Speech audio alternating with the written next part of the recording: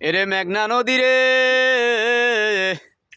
আর কত কষ্ট দিবি আমাগরে।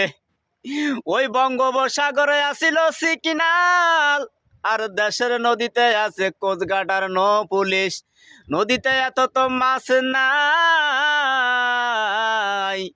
আরো কোস্টগার্ড যদি ঝামেলা করে আমরা কি করে খামু।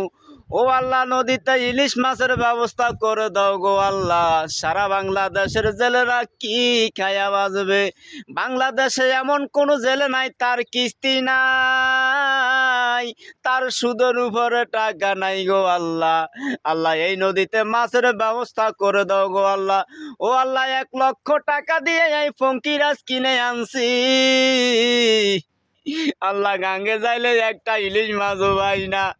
ও আল্লাহ, তুমি আমাদের রিজিকের ব্যবস্থা করে দাও, নয়তো আমরা কিস্তি করতে গিয়ে দেবো। আল্লাহ।